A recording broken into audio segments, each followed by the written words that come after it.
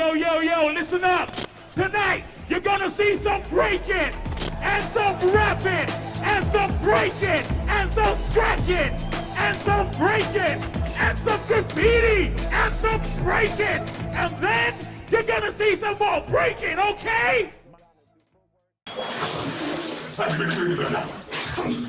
What's up?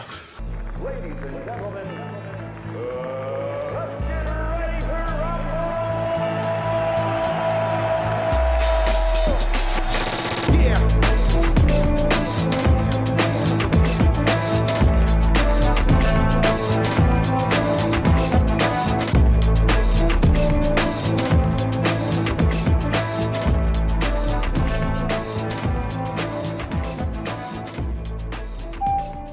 You're still here?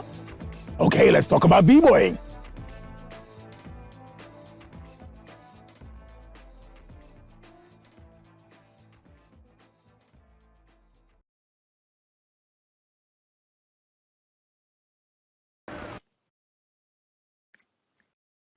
Okay, what's up everyone? Thanks for tuning in. Today it's my pleasure to be speaking with the man himself, a legend, MC Trix. Legend. Trix, world rated number 6. Let me ask you something, because I always wondered this. Did it ever feel a bit self-deprecating to call yourself world rated number 6? And God's not honest. number Okay. 1, like at least number 2. Come on. All right. Well, it goes like this. Okay. Back in the days of the beginning of hip hop. Right. Yeah. Beginning of hip hop. There was no such thing as MCing. There was no such thing as graffiti. There was no such thing as DJing. There was no such thing as breakdancing. The very first part of hip hop for us, was rapping. Then came popping. Then came all the other stuff. We'll learn all the other stuff later. Rapping was, you know, like street talk to us, you know, coming from Nottingham, you know, in the middle of England. So when you say us, you're talking about you and your guys in Nottingham. Yeah, me and my crew, the Rock City crew from Nottingham, who I kind of grew up with, because, you know, none of us never had any dads. So that worked well for, you know, as a crew, we learned from each other. The first thing we learned to do was rap, because the girls thought it was cool. You could talk in rhyme. So, of course, I'm starting, and I want the girls to notice me. But I suck at rhyming.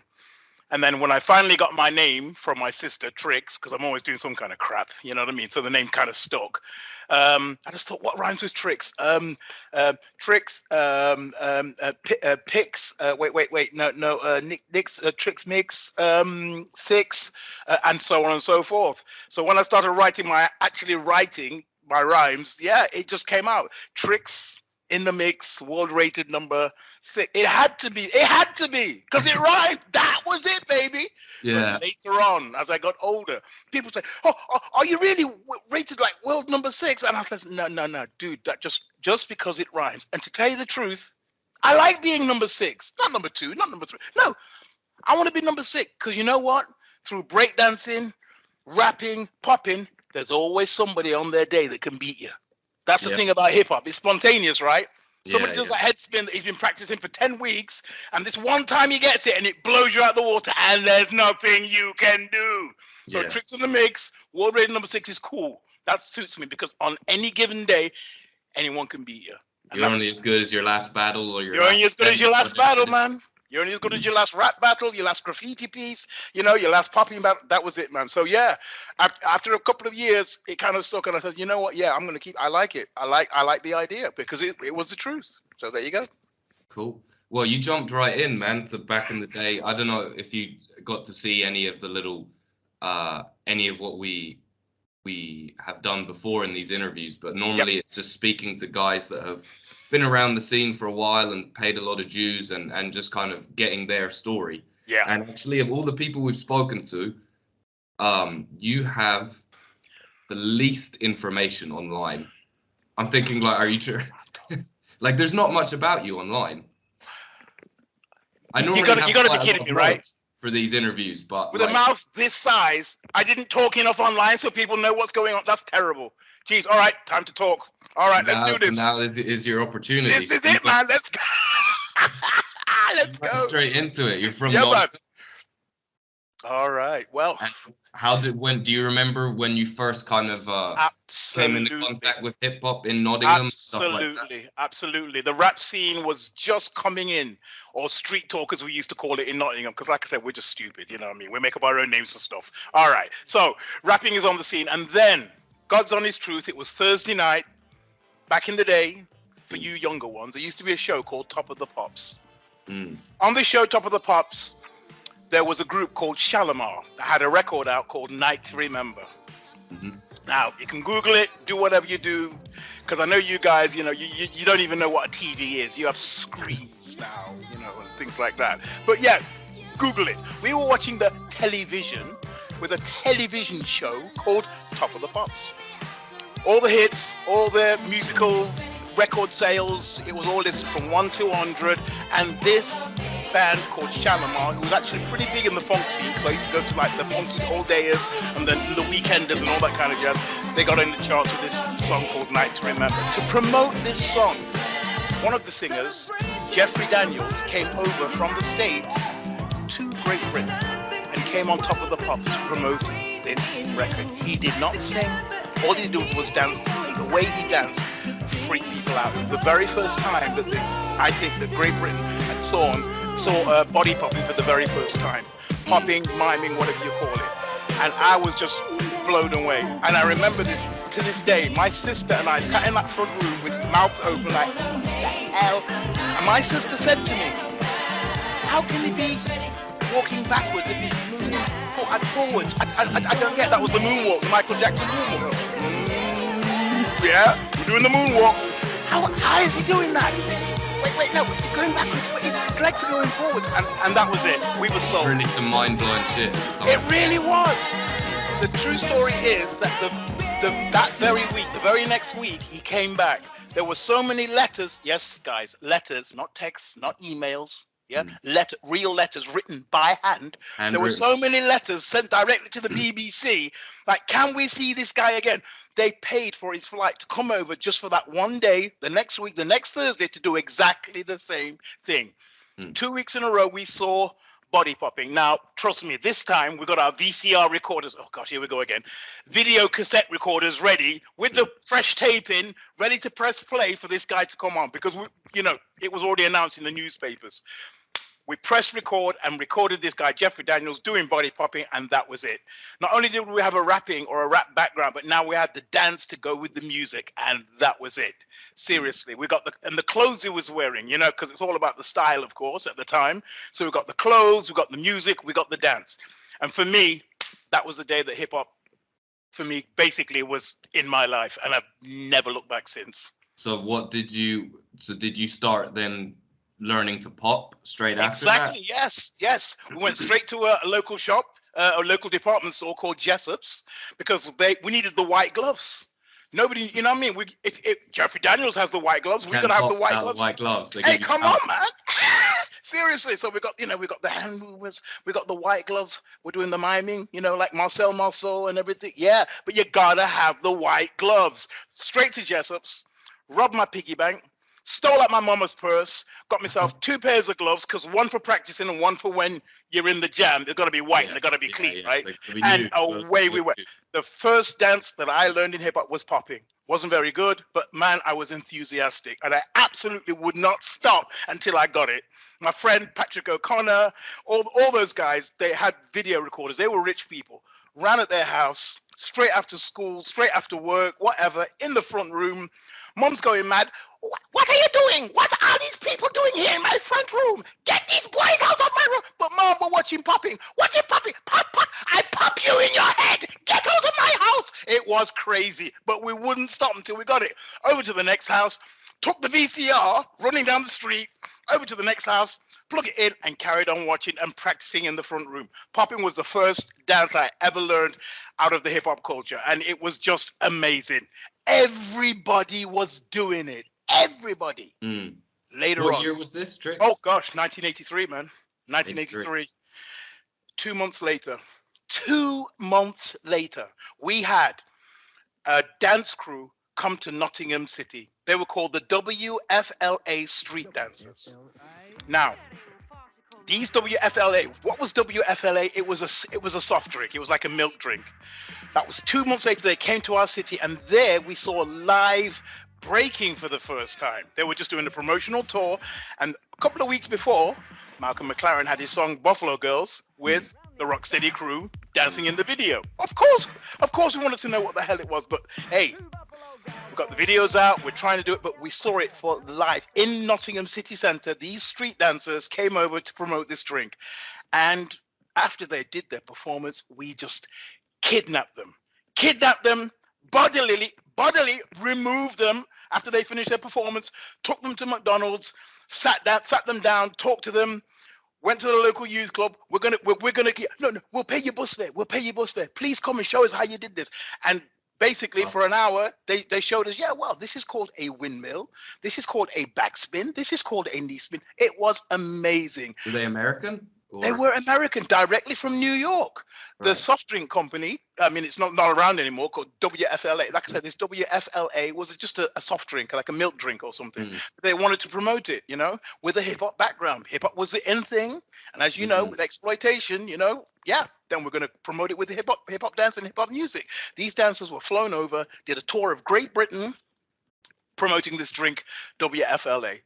Luckily, one of my friends, Horace Francis, he was not such a good breakdancer, but he was fantastic with organization. Don't ask me how, but he managed to get a nightclub to agree to give us the hall for free in an afternoon when it's closed anyway.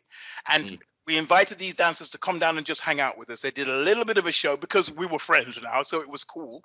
So we basically got a show for free. The place was packed. The very next day, they went on their way. I think they went to Derby or to Manchester or something to continue their tour. But for those couple of days, we had real live breakdancers from New York. And once again, off it went. We needed the trainers, we needed the tracksuits, we needed the hats with the pads in, so we didn't hurt our heads while we're trying to learn head spin. It was just crazy, and it was a pretty good time for me. Long story short, I was okay. Like I said at the beginning, none of us have got any dads, shitbag fathers. They don't care about us. So we all just hung out together, and then we learned the idea of this breakdancing crew. Now, I was hanging out with some people. I mean, trust me, I was not in it so much, but I hung out with some very shady characters that were always doing crime. They couldn't help themselves. Long story short, I said to the guys, no, you know what? I've heard that they're gonna build a crew called the Rock City Crew, and I want to go and audition. So I'm gonna go hang out with these guys instead of if you don't. It was completely by accident, but trust me, one of my guys. I mean, well, actually, to date, 4 of them are dead. One of them, committed suicide. But the other one got beat up and never recovered, died. Things like that. Some really bad stuff happened. If I had been with those people, I would have been associated with them, and the same thing probably would have happened to me. And I said this before to many people. Hip hop saved my life. Seriously, it showed me a new way to go. Seriously, I didn't have to be big. I didn't have to be strong. I didn't have to be bad. I didn't have to have a nasty attitude or the biggest night. Hip hop is about getting respect from your peers. That's all it is. And I had yourself. And you can be yourself, right? You can be yourself. And if the people like what you do, they like it, and there's no judgment. And I actually, because I was like small and skinny those days, I was flexible, so that helped me with my breakdancing. But people used to pick on me. They used to bully me all the time. But I remember one guy, oh God, what was his name? Frams or something. I can't remember. Anyway, me and him never got on. He was always bullying, taking money off you, stuff like that. You know what I mean? And at this time, I'm like 17 years old. You think I'll be past that? But no, these are the kind of people I'm hanging with, right? Where's your money? Come on, take your shoes off, take your socks off, that kind of thing, right? Yeah. This guy, Frams, came up to me and says, you know what? I don't like you, I don't like you. I really don't like you, but yeah, nice head spin. And off he went. And I was standing there like, I wouldn't even say anything like, yeah, okay, Frams, yeah, chit. No. Nobody talked to Frams. Nobody talked to him, seriously. But that just showed me that hip hop, seriously, it's about getting respect from your peers. I don't care if you're black, white, green, blue, Portuguese, Alaskan, Eskimo, gay, lesbian, from outer space. All I care about is, can you do a nice piece of graffiti? Can you do a nice windmill? That's all I'm interested in. Yeah. You got that, you got respect. And please understand, respect means you don't have to like something to respect something. You know, like me, I don't like snakes, but I respect them. Hey, dude, hey, look, you got your space, I got mine. You stay where you are, and I'll stay here. I respect you, right? Yeah. You don't have to like something to respect it, yeah? But when you get respect from people, from doing something positive, changes your life, man. Yeah. That's it. And that was hip hop for me. Wow. Okay. Wow. There's a lot there to unpack. Yeah, you can edit it later. Don't worry. Yeah. No. We're not. We don't do too much editing on these things. Good man. So then it was so you had an actual audition for Rock City Crew. Indeed, yeah. The place was full. God bless him. How did that work? Did someone just come up with the idea to literally just came up with the idea? It was a DJ called Jonathan Woodliff. Now he used to do all our funk all dayers, you know, like 12 till 12, we're playing funk music all night, and we hung out at the club Rock City. Okay, now it was a rock club, of course, so we got no business being there. But on a Sunday it was closed. So Jonathan had the idea with the manager to open up on a Sunday when nobody's actually using the place. It was always full. It was so popular. But Jonathan, of course, like everybody else, had seen the hip hop on the TV, heard the music on the radio, and saw the Rocksteady crew and says, "Yeah, why not? Yeah, we can form a crew and maybe we can make some money out of these guys." That was the bottom line. Long story short, one Saturday afternoon, put out the word, didn't write up, no flyers, no texting, no emailing, please understand. Just put out the word on the street, tell your friends, there's going to be an audition to make a breakdance crew representing Nottingham. We're going to call it the Rock City Crew, and it will be sponsored by Rock City. And that was the magic word, sponsored. Being a sponsored dancer, having like a job. I was unemployed at the time. So yeah, by all means, getting paid for something that you like doing. I mean, that's the trick to life, isn't it? Surely to God. If you're doing something you want to do anyway and get paid for it, yeah, sure. But of course, there's always the fame to go with it, and the travel, and the ladies, and all the bits and pieces, and looking good. So yeah, I went for it, and I failed miserably. I did not get in. However, lo and behold, about 2 or 3 weeks later, some guys kind of dropped out of the crew. One of them got kicked out because he wasn't good enough. And some of the guys just dropped out of the crew. They thought, you know what, I'm going to do something else. I've got a job now, you know what I mean? And I'm making some money. And, you know, this spinning on my head. My mum don't like it because my hair's rubbing out and she's telling me off, you know, this kind of thing. So there was a second audition for the Rock City Crew. And this time I got in and I never looked back. Unfortunately, I didn't know anybody in the crew. The only person I knew by face was Jonathan Woodliff, the DJ. He was like our manager, our boss. And so I had to introduce myself. Yeah, I'm Trix, blah, blah, blah. I was here at the audition. Yeah, we saw you before, but you're a little messy with your dancing. Maybe we can clean you up a bit. You know, it was that kind of vibe. Because, you know, because one of the guys, my crew member, Devon Dyer, he was the leader. He was a body popper. And trust me, when he knew what looked good.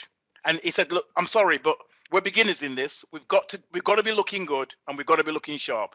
He introduced timing and choreography, words I couldn't even spell. Choreography, what's this? And a 1, 2, 3, 4. Come on, keep it together. All of this, we learned all of this as a crew.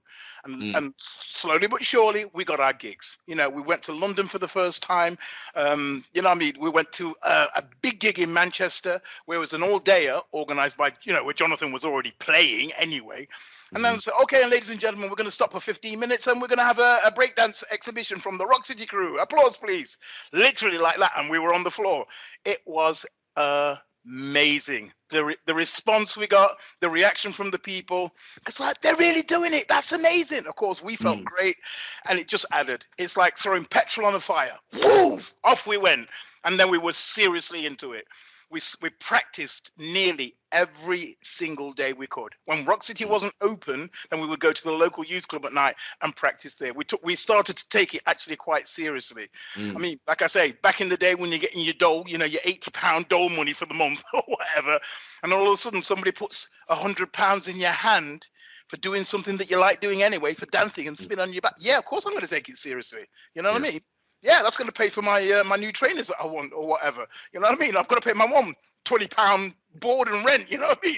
Yeah, no problem. Yeah, we took it really seriously. What year would that have been? That was also end of the summer of '83. That's when I got into the Rock City Crew. Yeah, so that was this was all in the space of like in a very short space of time. very short space of time. And then the next year, 1984, we had our first international tour. There was a lady from Italy called Daniela Converso. She made clothes for a living.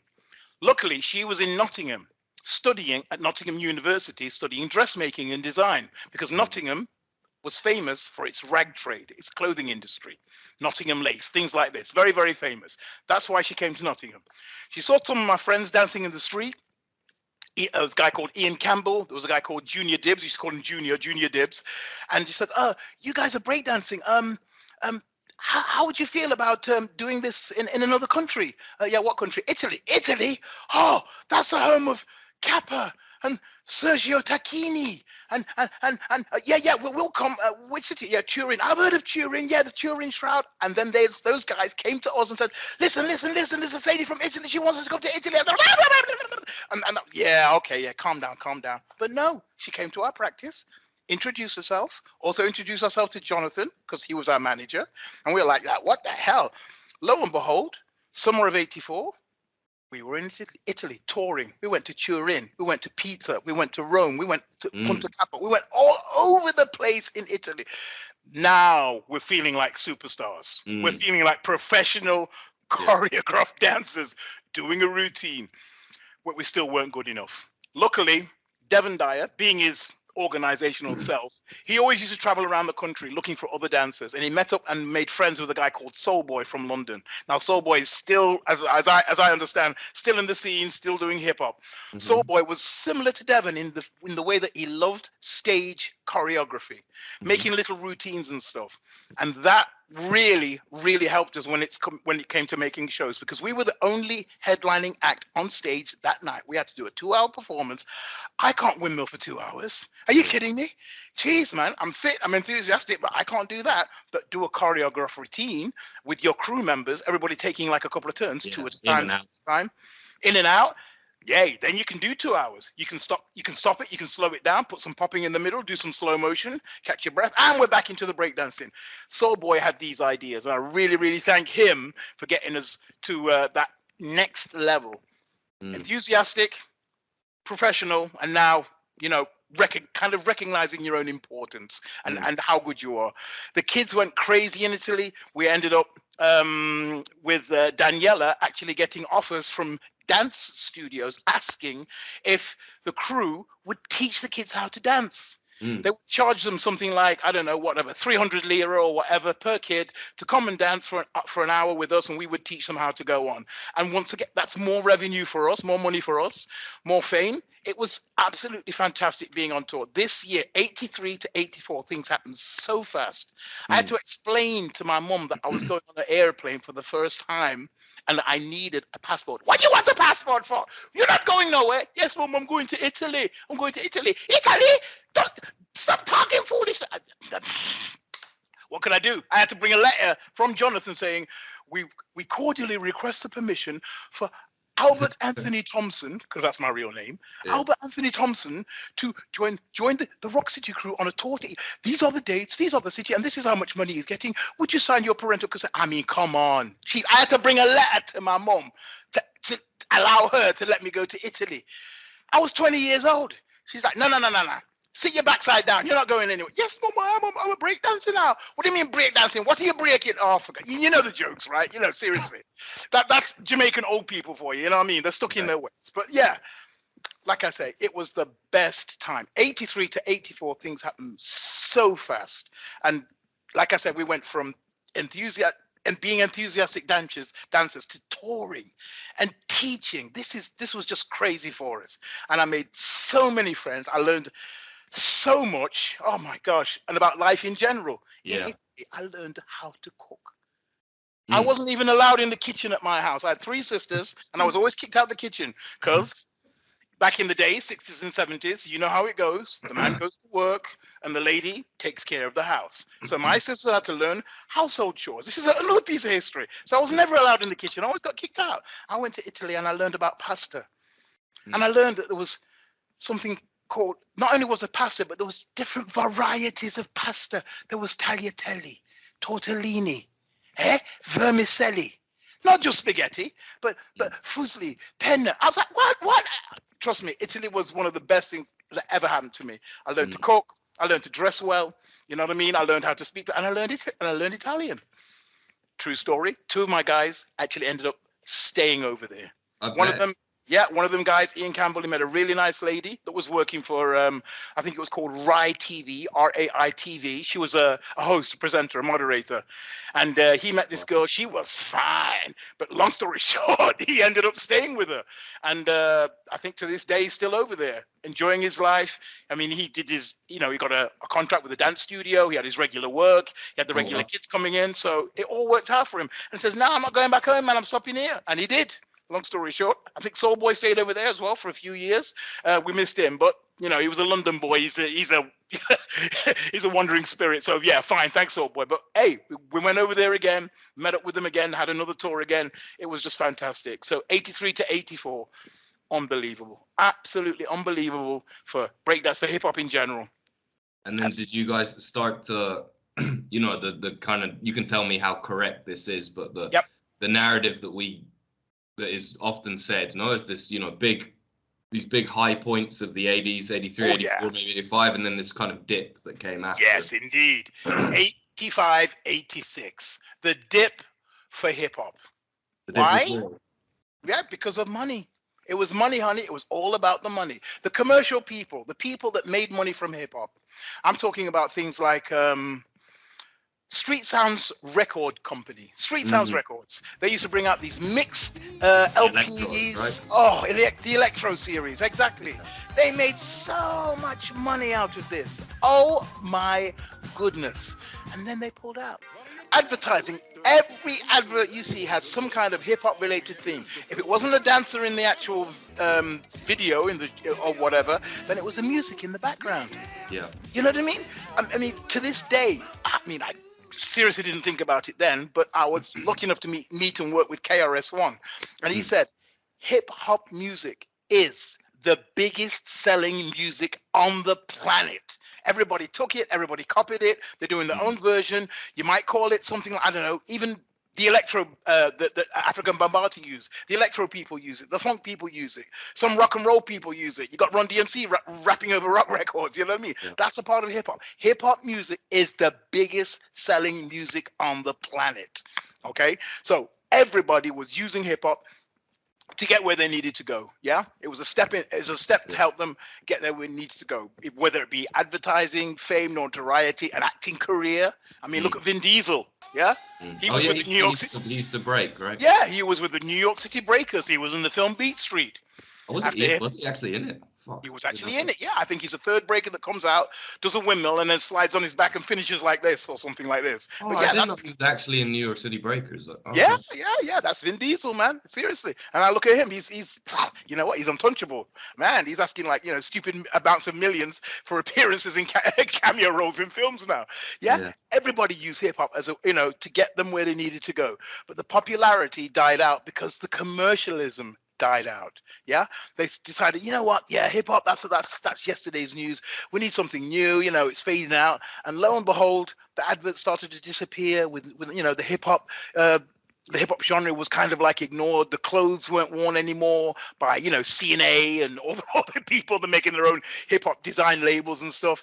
And 85, 86, that's when it went down. So that must have affected the Rock City crew. Gosh, tell me about it. Yeah, did it kind of kill the crew, or? No, it definitely did not kill the crew. That's the thing about it. As I said at the very beginning, none of us never had no dads. Yeah, we were a crew. Honest, these guys were my family. I mean, I hated them sometimes, and there were fights. Don't get me wrong. I'm talking proper fisticuffs.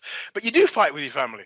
Yeah. I'm sorry. We were together nearly every single day. If we weren't practicing, Devon Dyer made sure, and Colin Carruthers as well, who's actually still rapping, just brought an album out actually, a hip hop rapping album. He says, no, we should hang out together. We shouldn't just dance. We should hang out together like a crew, like a proper family. That's what the American guys do. They're in their broken down, slums or whatever, hanging out on the street when they're not dancing, because that's where they live. We should hang out together, and so we did. It was as simple as that. If one of us didn't have any money from McDonald's, the other one would pay. And they would make sure that guy was taken care of. Yeah, it was a crew thing. That's what we used to say. It's a crew thing. I remember another true story. I went to London for all day. Me and my best friend Tommy Thomas. He was my dance partner. We was doing routines. Tommy Thomas. Yeah, Tommy Thomas. That's his Good name. His nickname was Sly, Bionic Sly. He Okay. came from the reggae scene and he came into hip hop, and he was one of the best. Ended up being one of the best head spinners. But I like Sly. He was very, very easy, very, very relaxed, very easy to get on with. And we always used to do our routines together, our dance routines together. At this particular all dayer, or this hip hop, this funky dayer, there was a breakdance competition suddenly announced. And they were giving away something like, I don't know, 400, 500 pounds or something.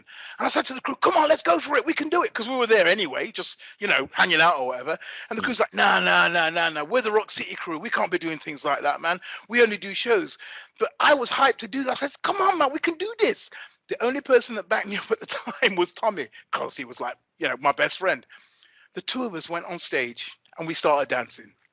And lo and behold, Devon, our best body popper, he came on stage at the back, said, you know what, guys, I'm coming with you. Then Colin came along. So there were four of us on stage. We managed to do like a 10-minute routine of stuff we already knew anyway.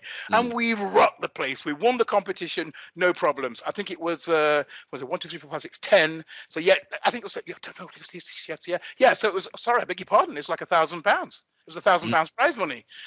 So I went after finishing, feeling good, got a bottle of champagne, all that kind of jazz, we're spraying it on the audience and all the rest of it. I went down with Tommy at the back of the stage and back onto the dance floor to carry on, chilling out to this funky thing. And I had this envelope of money in my hand. And I thought to myself, yeah, I've got an idea. And I gave everybody equal shares in the money. Now, the 6 guys that did not dance, of course, they were looking at me like, Trix, now what you doing? And I said, yeah, it's a crew thing, isn't it? You didn't back me up at the time, but we're still a crew. I'm sorry, man. You know what I mean? That's how it is. It's a crew thing. And it kind of shamed them into being, that getting back that unity, because I knew for a fact that would cause division. You know what I mean? I've got 250 in my pocket, so because they dance. But no. It's a crew thing. I remember back in of the crew. Absolutely. It's a crew thing. And I remember I didn't have no money. I didn't have the VCR at my house when Shalimar was dancing, but Patrick O'Connor did. And Patrick O'Connor was ended up being part of my crew. Of course, I've got to take care of him. When he had it, I didn't. When I have it, he didn't. So, hey, it's a crew thing. I definitely remember that. And like I said, we didn't need no dads. Breakdancing could die out. We'd end up, I don't know, take up paintballing together or something. I don't know, because we were really together. Seriously, the fact that hip hop was there, like I say, it changed our way of thinking, changed our way of life, and those guys are still friends with me today. Some of them have passed away, God rest their souls, but we're still friends to this day, especially with my man Tommy. Cool, awesome, wow. Okay, so then how did it go for the rest of the 80s for you guys? The 80s, active? Man. Oh, this was great. It starts with Public Enemy. There was a different kind of hip hop coming out. Different kind of energy. Oh man, a different kind of energy, something we'd never ever seen before. Jeez, man. We had Mantronics, all the ladies, if you think you're fine, yes the ladies, if you qualified, if you're late. Yeah, we got the smooth hip hop. And then what comes out now from Public Enemy? Bass, how low can you go? Death row, what a brother, no one quick impact is the incredible. What the hell? Jeez, this was a different kind of energy, man. And it sold. And it worked. And Public Enemy ended up being the biggest musical dance act for that year. Long story short, and absolutely true, they were touring with Run DMC. Partway through the tour, they changed the posters. Run DMC, big letters, Public Enemy was here. Shh. Public Enemy here. Run DMC. Hey. Run DMC, some of the most famous rappers in the history of hip hop. Yeah. When Public Enemy changed the poster on the tour, this was what people came to see. It was like, this kind of rap's here to stay, man. That was also probably just off the strength of their live performances as well. Because I remember I saw them live with Paul actually in 2000. Yeah, you saw them? 12 probably, but obviously this is way after their prime, And Yeah. It's still a really energetic, awesome, man. It was crazy. I mean, you know how hyped I am. You know how hyped I get. It absolutely suited me down to the ground. I could not. Flavor Flav, Yeah. Man, my hip hop clown there on the stage. Yeah, because Medina. Oh man, it was just like you got the serious side of hip hop, and then you've got the fun side of hip Funny hop. thinking that I never really put this connection together in my head, but there's a bit of Flavor Flav in you. Absolutely. My Did you God. take some inspiration from Flavor Flav? I would definitely say I definitely took some stuff from Flavor Flav, just There like you I go. took stuff from Run DMC, just like I took stuff from Rocksteady, just like I took stuff from the WFLA Street Dancers, just like I took stuff from Jeffrey Daniels from Shalimar.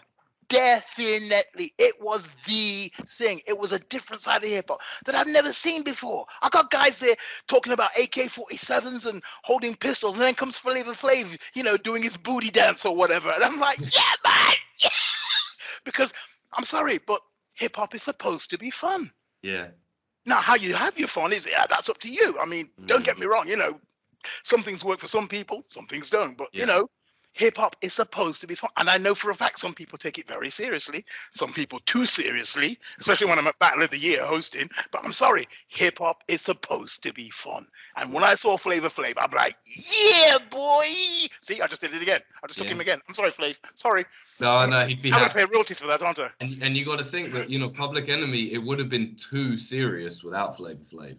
If it was Absolutely just correct. Chuck D and just the DJ Terminator X and Terminator and of X course and the Professor Griff. SMWs. The S1Ws, yeah, and Professor Griff. It would have all just been a bit too intense. Man. Maybe. Flav was there just to make it a little bit more like palatable, maybe. Absolutely, and that's why it worked. It had that balance, man. Seriously, everything in life, you know, that works has a balance. It's not all hardcore, or softcore. No, there's got to be a balance in anything you do. And I ain't just talking about hip hop. Whatever you do, martial arts, taking care of babies, I don't know, writing a book, you've got to have a balance. Flavor Flav balanced out Professor Griff and Chuck D. Definitely.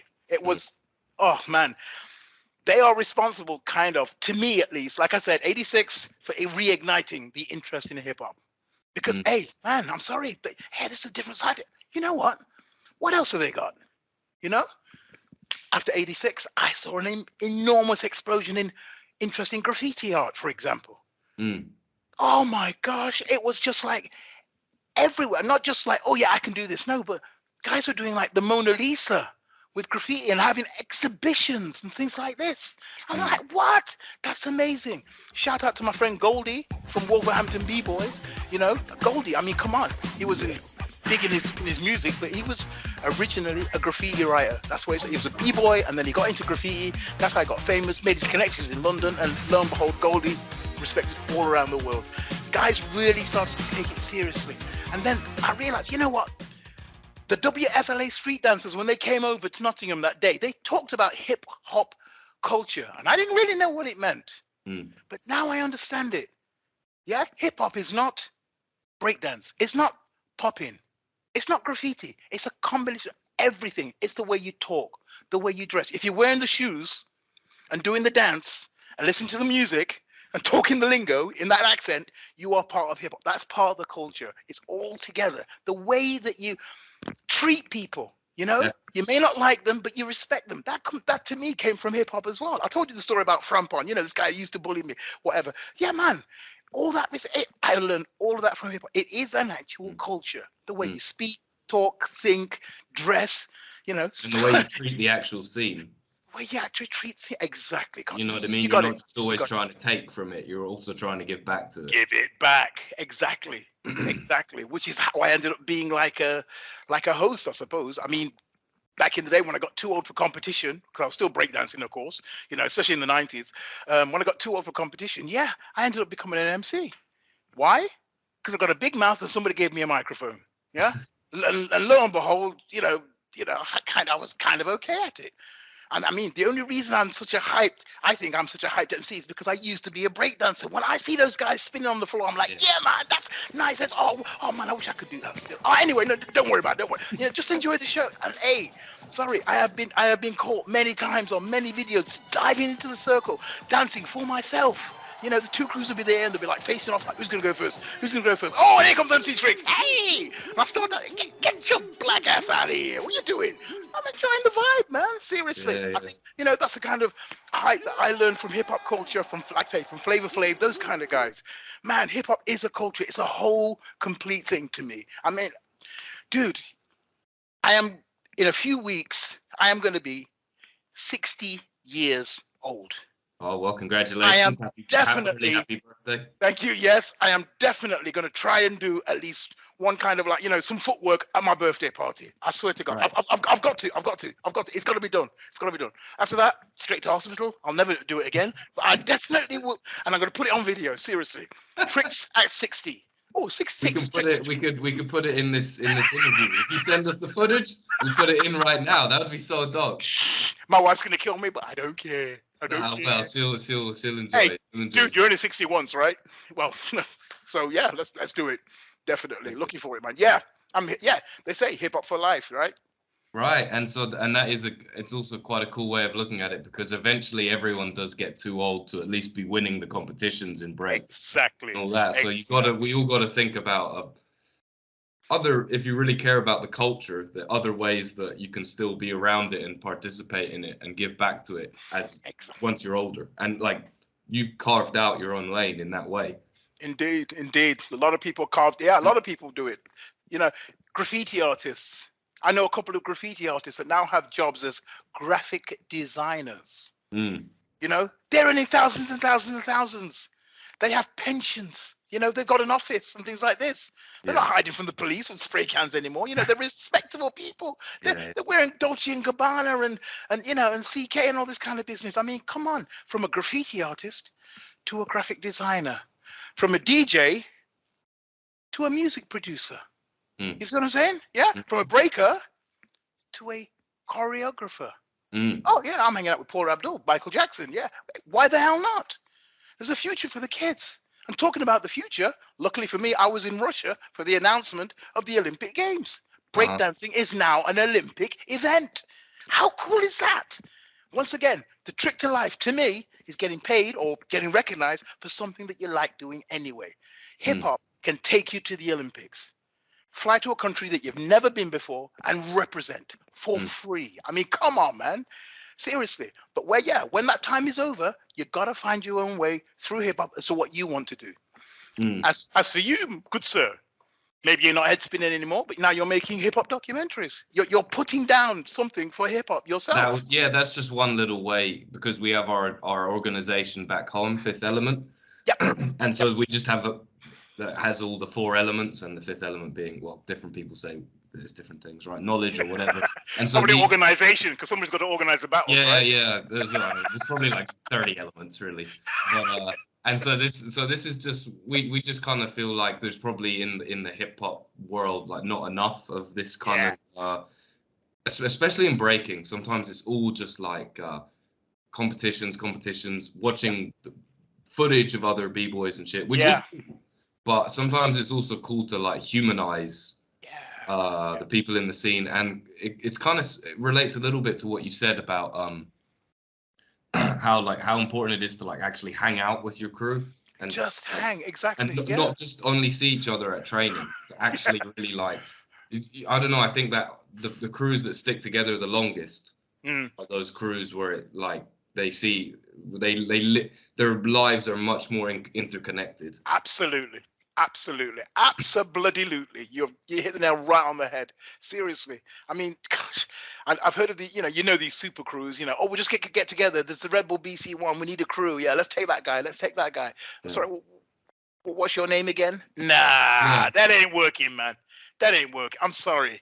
No, with my crew, I knew where they lived. I knew their moms, their dads, you know what I mean? I knew the bad habits. I know whose farts smelled the worst. Seriously, who's going with who and whose girlfriend behind his back and all that. Man, come on, man. That's a crew, man. Seriously, that's what hip-hop gave me. And like I said, I was at a time in my life where I could have gone this way. But thanks to hip-hop, I went this way. You know what I mean? And, hey, my life improved. Yeah, I mean, and there are lots of real crews out there. Oh, yeah. For sure. But certainly, like we don't want to lose that. We don't want to lose. No way, Jose. No way, please. Even if it as it gets bigger and people are more focused on winning, and then that's going to be more natural, right? Everything becomes a bit more like the fucking Premier League, right? Where it's like people are moving exactly. from if that's okay, but I think I said this in one of the other interviews. Yep. Actually, it might have been we did an interview with Paul One when he actually came. Oh, nice, my man Paul. Yeah. And I was speaking to him because I met him for the first time like 3 or 4 years ago, and people were at an event and people were asking him about the Olympics or something. Yeah. And we were actually in Germany, where you live. Okay. All right. In Frankfurt. Yeah, in the south. Yeah. Super dope event. Yeah. And someone said to him about blah blah blah, and they said the question was something like, "Oh, do you think it's going to water down the culture or whatever?" And he said, like, these underground, real ass raw events are always going to exist. Doesn't matter how commercial and polished it gets at one level. Absolutely. Thank you, Paul, for that. Thank you. He's absolutely right. Because I'm sorry, the spontaneity of a breakdance battle, you don't know what's going to happen. That energy, that excitement, it will always be there. Definitely. That's why I say the crews, you got to get together, you got to stick together and learn from each other. That's how the cultural growth. The thing about hip hop, let's take breakdance or popping as an example. I mean, I've been to hundreds, and I mean hundreds of breakdance events, and I always see a new move from somebody at every single event. Seriously. I mean, just off the top of my head, a head spin is a head spin is a head spin. Okay. In 1995, I saw Storm from Germany for the first time. He did 16 types of head spin. His legs were like this, his legs were like this. He curled his legs up. You know what I mean? Lo and behold, a few years later, I see a guy doing a head spin, and like a drill head spin, but then he's hopping on his head. He's hopping on, like freaking out. That must have hurt. But that move's dope. I like it. I want to learn that. I swear, there's always something spontaneous with it, but you always see something new. And this is another reason why I love it. Yeah. Underground, yes, but it will never, ever, ever die out. Never. The kids are just crazy with it. Seriously. And there's always going to be people that want that as well. That I think, those things can coexist. Yeah, absolutely. And why the hell not? Yeah. You can still have the rawness, and you can still have your money from your competitions or whatever. Of course you can.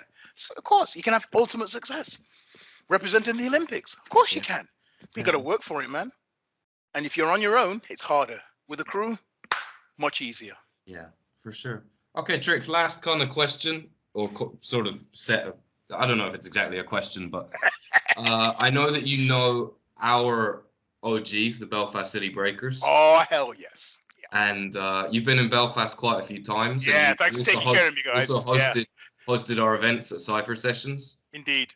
Yeah, I still have a t-shirt, man. Number 4 and number 5, I think. Yep. So I don't know if there's any kind of story you have of Belfast or Ireland, or any of the old BCB guys, any particular memory that stands out or anything like that. Yeah, got a couple. Because there was some kind of story even that I was told, but I don't have it very clear. Yeah. But it was told that Boo told me years ago. It was something to do with like Fresh 98 and some kind of bus. Did you organize like a bus that guys got on or something like that? Guilty as charged, Your Honor. Yeah. Okay. All right. It goes like this. Let's start by giving a shout out to the guy who's totally responsible. That guy's name is Mick Mott. He lives in Summercoats in Derbyshire, and his hip hop name is Blue Eyes. Blue Eyes. Oh gosh. Oh gosh, it's so embarrassing. Okay. Blue Eyes organized the bus for Battle of the Year. Okay. I went to Battle of the Year 1995, courtesy of Blue Eyes. That's how I got the job. Okay. Right. And the boss loved me, and I've been back ever since, and blah blah blah. Unfortunately, there was some bad behavior with the buses on the way to the event, including it's rumored that somebody actually started like tagging on the bus. The driver was not very happy and kind of went to bed, and in the next morning it was completely sprayed. Oh my God. There was a very nice hotel that the guys were staying in, and they totally trashed it, trying to do stupid stuff because they were slightly drunk. Like, see, you could do the longest head spin underwater. You know, I'm sure somebody nearly died. That sounds like the easiest way to do it. Yeah. To drown. Yeah. Oh my God. Hey, I'm sorry, man, but it was a fantastic coach. Oh my God. It was an experience. Yeah. Being like, well, gosh, how long did it take us? It started in Ireland. The coach started in Ireland, came over to England, and across the ferry, and down and through France and through Germany or whatever. It was a hell of a lot, like 23 hours, but it was just a fantastic trip. Later on in the years, of course, I flew over to Batley. I didn't go on the coach, but some of those coach stories are amazing, and I'm seriously not going to share anything with you. No, yeah, I didn't know it got as But crazy. I just gave you a couple of random instances, just to let you know that I know about the coach, especially in '98. Oh my gosh, yeah. Okay, moving on. And then any other ones from your time in Belfast? Yes, of course. Yes. I remember coming over doing, and I did my James Brown tribute show. Cypher Sessions 5. Indeed. It was another thing whereby, I used to be a breakdancer. I couldn't breakdance anymore. And my friend DJ Macy, who lives with me here in Berlin, where I'm living now, we just had the idea of doing this James Brown tribute show. If you think about it, because of the beats that people used to use that belong to James Brown is actually the biggest selling hip hop artist in the world. Funky drummer and all the rest of it. Thanks to DJ Macy, because he has his own music studio. Beat for snare, he created a music track that I could actually pretend to be James Brown on. The singing was me, it was me live, but the music was James Brown music, but edited by DJ Macy. When we did this show, there was a guy came on stage, kind of interrupting the show. And I remember I was trying to push him off, hey, back up, come back, we're trying to do something here. And as it turned out, this guy was disabled, and his dad was his dad bringing him on stage.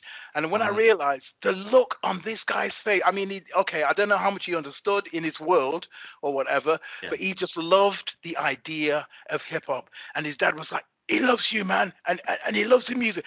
Please, can we take a photo? Of course you can freaking take a photo. Jeez, I actually said to me, he said, just keep spinning that track. I'm going to go over here on stage left. I'll be back in a minute. And I actually remember that actually kind of grabbed me. And I was, hey, once again, it's just that power of hip hop, man. Seriously. From instantly from hey, get off my freaking stage. I'm trying to do a show here to oh my gosh, yeah, I get it. Seriously, hip hop appeals to all people. Listen, I went to Germany on a coach, and I didn't speak any German, French, Italian, or Romanian. But of all those countries, I made friends through music and dance, through hip hop. Yeah, I didn't speak a single word of Romanian, French, or German, but I made myself understood through hip hop, music, and dance. I mean, jeez.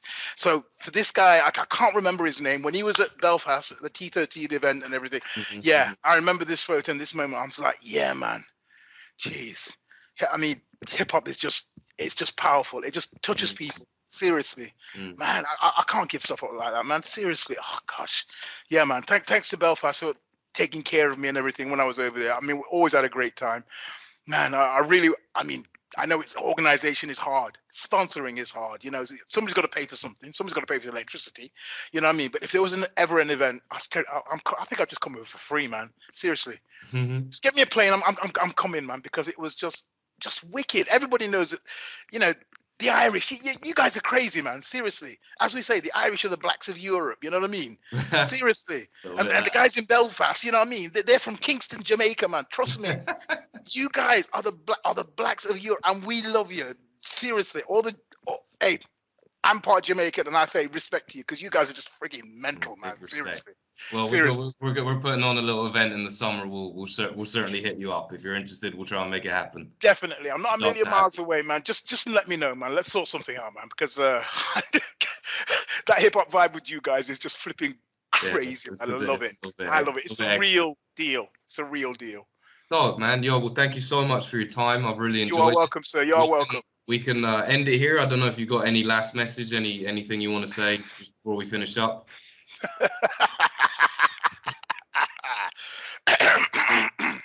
Okay, are you ready? Ready. Thank you very much for this interview. Tonight, you heard about some breaking, and some rapping, and some breaking, and some scratching, and some breaking, and some popping, and some breaking, and some locking, and some breaking, and some graffiti. And then you heard about some more breaking. Ireland. Peace. And we out. And we out. Fun. Big up. Peace. Thank you, man. Trix, my man. The way we're going to demonstrate these moves is through phases. Top rocking is the first phase.